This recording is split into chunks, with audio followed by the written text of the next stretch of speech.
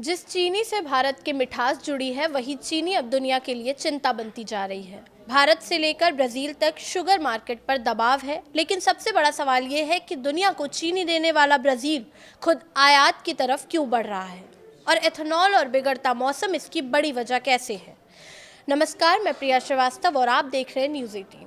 भारत में त्योहारों का मौसम शुरू होने वाला है। मिठाइयों और दूसरे खाद्य पदार्थ में चीनी की मांग बढ़ने वाली है, लेकिन इससे पहले ही चीनी की बढ़ती कीमतों ने आम आदमी की चिंता बढ़ा दी है। सरकार के मुताबिक चीनी की कीमत में बढ़ोतरी के पीछे सिर्फ एक वजह नहीं, बल्कि कई कारण एक साथ काम कर रहे हैं।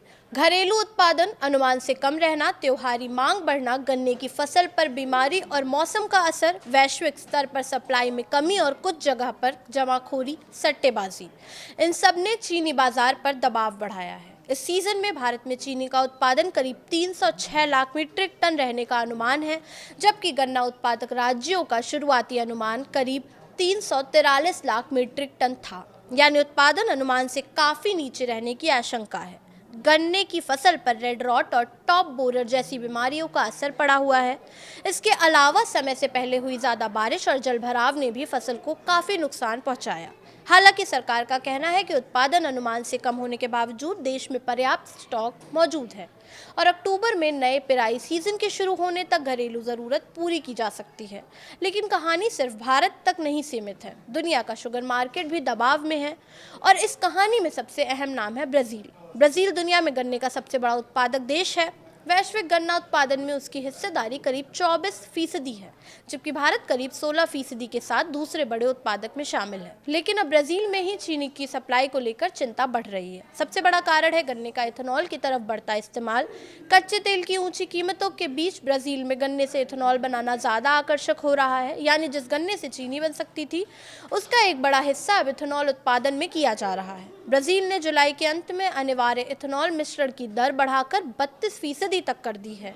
एक महीने पहले ये 30% और एक साल पहले 27% थी। इसका सीधा मतलब है गन्ने की ज़्यादा खपत इथेनॉल के लिए होगी तो चीनी के लिए उपलब्ध गन्ने पर दबाव रहेगा ही। यही वजह है कि ब्राज़ील में चीनी उत्पादन में करीब 3% की कमी का अनुमान जताया जा रहा है। और सिर्फ इथेनॉल ही नहीं, मौसम भी शुगर मार्केट का खेल बिगाड़ रहा है। अल नीनो के असर से ब्राज़ील के मध्य और दक्षिणी हिस्सों में बारिश में देरी और तापमान बढ़ने से गन्ने की फसल प्रभावित हुई है। भारत और थाईलैंड जैसे दूसरे बड़े गन्ना उत्पादक क्षेत्र भी मौसम के जोखिम से जूझ रहे हैं। थाईलैंड दुनिया के कुल गन्ना उत्पादन में करीब 6% हिस्सेदारी रखता है।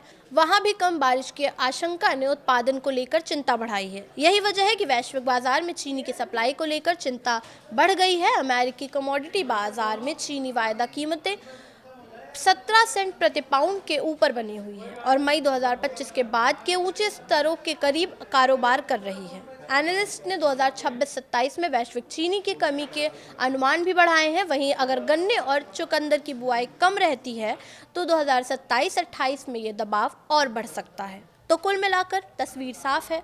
भारत में त्योहार से पहले मांग बढ़ रही है, उत्पादन अनुमान से नीचे है। ब्राज़ील में गन्ना एथेनॉल की ओर जा रहा है और मौसम दुनिया से के बड़े शुगर उत्पादक देशों की फसल पर असर डाल रहा है। यानी चीनी का संकट सिर्फ भारत की कहानी नहीं है, दुनिया के शुगर मार्केट का पूरा गणित ही इस वक्त मौसम, तेल और एथेनॉल के बीच फंसा हुआ है।